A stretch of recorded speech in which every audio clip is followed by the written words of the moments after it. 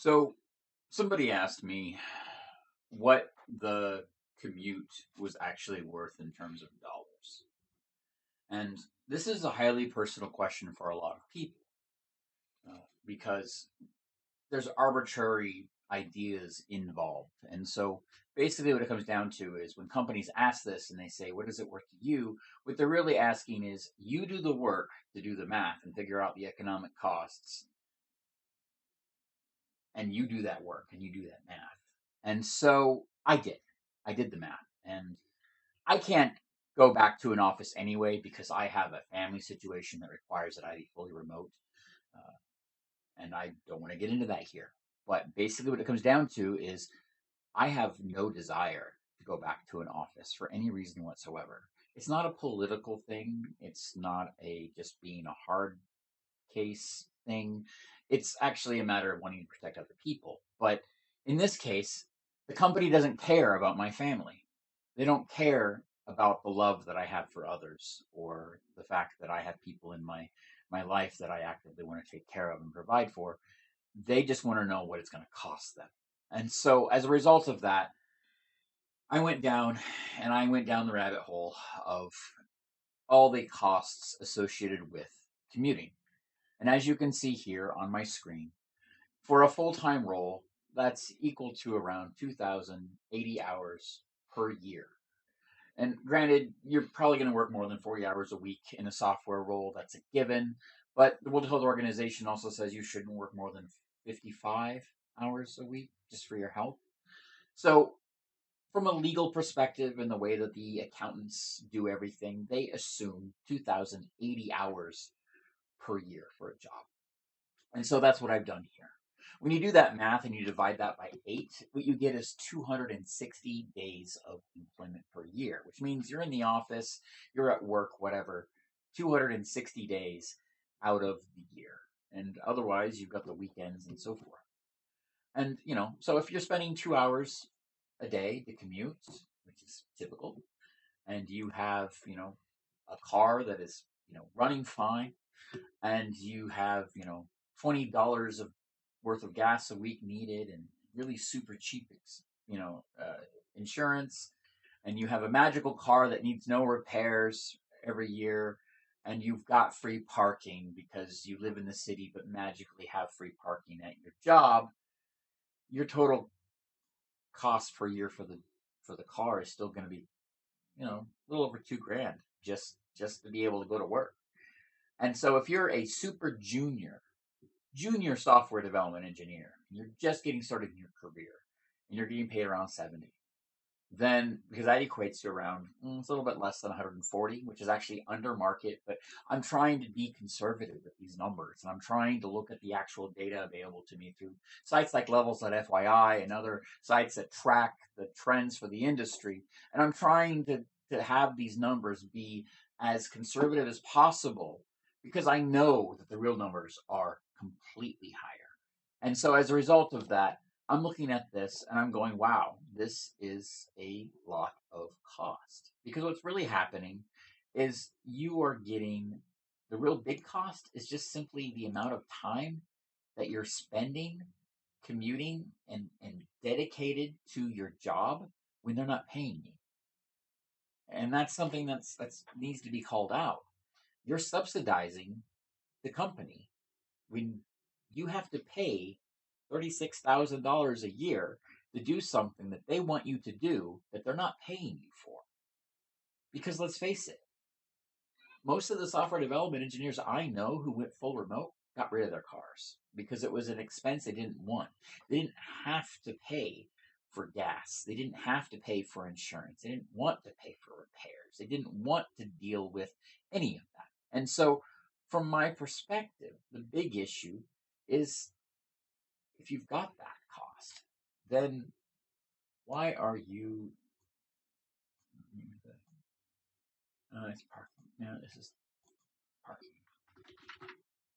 Yeah. Okay. And so, from my perspective, this is the math. This is the cold, hard truth. And it's not about being combative. Okay. I totally understand like the need to come into the office for some things. But if you're a software development engineer and you're checking in code on GitHub, then you can basically be anywhere in the world. And it doesn't matter. The important thing though is that, for these roles, like you just it's just an extra cost. And so one of the things that I'm calling out here is not just the direct commute cost per year and per month, but also the unpaid yearly wages from commuting. Because if you're commuting at, this much per hour, even if it's just $20 an hour, okay,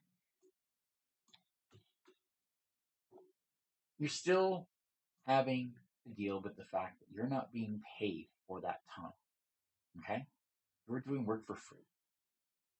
And so that is something to think about because if I'm not going to commute to an office otherwise, if I have no other reason to be in that general area or to be in that building, then the only reason I am there is for work. And the only reason I am there is so that I can be there in the office. And therefore, that is the only reason I have all these expenses. And so if you tell me that this is not a work related expense, I'm going to tell you you're lying. And then I'm going to direct you to my accountant. And so this here is critical for you to understand. If you have a short commute, you have less cost. But in the city, commutes are often arbitrarily long because of traffic and other issues, especially in large metro areas that actually have multiple cities all huddled into one giant area. And so the end result is that every single tech hub is basically a place where commuting costs money. And that is an expense that a lot of companies don't consider when they want to be more competitive. Now, if you are a tech company that is based in America and you want to be 100% domestic remote, you are in the best position possible because you're hiring the best engineers in America, because that's American engineers are the best engineers. And that is why yes, I'm not going to get into that, but basically, yes. And so the end result of that is that, looking at this, I've got direct costs and, let's just face it, like if I don't have a car because of the fact that I got rid of it at the end of the commute or otherwise didn't have a car right before the pandemic started and now suddenly people are requiring, people have moved, they switched jobs, they've moved around with the expectation of being fully remote. And so if you suddenly have that cost going from zero to $35,000 for a new car, really, really hurts the pocketbook. Look at that. Okay? And let's face it, you're going to have to do repairs. And even if you have, $300 for parking. Now, granted, parking was actually a lot more than that. In fact, I think, wow, to be honest, it might actually be better just to do.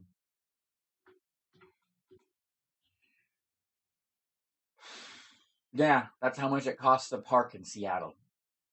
So, unfortunately, that alone really drives it home that if you are doing this, you are a junior engineer. Because let's face it, sites like Levels.fyi and others track these trends. And we know that in California, for example, a junior software development engineer is going to cost at least $140,000 a year.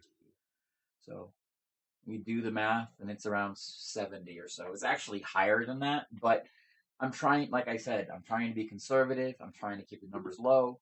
And so look at this. You can see the spend, okay? The yearly value lost by an employee who is working in software is at minimum $50,000. That's insane. That is just insane. And so like if you get paid more, let's just say that, the company is paying for you and they're paying a third party and they're paying a staffing agency or whatever. And their direct cost is, 120. Okay. And so maybe you're getting paid, less than that. Maybe you're getting paid 80 or something because they're undervaluing you. And you're getting paid 160. Maybe you're just doing that. You know what? Either way, it's a lot of money. Like I can sit here and I can go through all the different titles on levels at FYI, and I can sit here and I can do all sorts of random updates. And as you can see, the numbers will always update. But what I really wanted you to understand is that working from home is an extra net benefit of at least $50,000 a year if you work in software.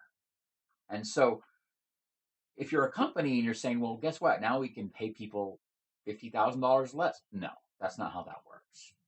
What it does mean, though, is that the unpaid cost for an employee to subsidize the employer that wants them into the office is a wage that, well, when you really think about it, before the pandemic, this was considered normal, but it was always something that people complained about. With the pandemic, it brought to the forefront of our minds the fact that this was a cost that wasn't really needed. It was something that we could figure out how to work around. And as a technology industry, our job is to be as remote as possible anyway, and to enable that securely. And so if you're an actual tech company, you shouldn't be pushing back against remote anyway. But here's the deal. Up until the pandemic, companies were getting an extra $50,000 worth of value by allowing or requiring their people to come into an office, and they were getting that for free. It was subsidizing the company, and the employers themselves were having these direct costs because the unpaid monthly wage from commuting is completely separate from the actual direct commute costs here. Okay? So even if you're not factoring in the actual wage paid for the job per hour and then doing the math to figure out how many hours of commuting you're doing that are going unpaid, and then having your accountant or calculator or whatever do the math to figure out how much that would have cost you or how much that would be in terms of income that you're not getting, unrealized income is what my accountant would call it. The fact is, this is still a lot of money for a lot of people. Who wouldn't want an extra 13 grand? Who wouldn't want an extra $1,000 a month? And so one of the things you have to consider is that software companies are no longer allowed to just assume that this is a cost employees are willing to pay because things changed. And so the new trend is that a lot of startups and the newer companies are completely remote only. And they're starting that way with the intention of always being remote. Okay? Eventually, one of these companies is going to be a unicorn. It's going to start hiring a lot of people and it's going to start competing hard. So you got to ask yourself, how competitive is your company? How competitive is the company that employs you if they're not willing to do that? And you have to think to yourself, how much are you spending every month to subsidize your employer because they have the unreasonable request to return to the office? Now, I'm not against returning to the office. I actually think in some places it's actually good. There are some roles where it is better and you'll be more effective in the role, but I don't believe that software is one of them. And my experience has shown me that what really matters in software is team collaboration, and that arbitrarily forcing people into the same space does not equal team collaboration. And so, generally speaking, I consider managers that try to force RTO to simply be weak leaders because what they're really showing is A, they don't understand the value lost by the employee, and they also don't understand that the employee is subsidizing them and paying money every month so that they can be there. And as you can see from these numbers, they don't seem to understand that there's real value in working remote.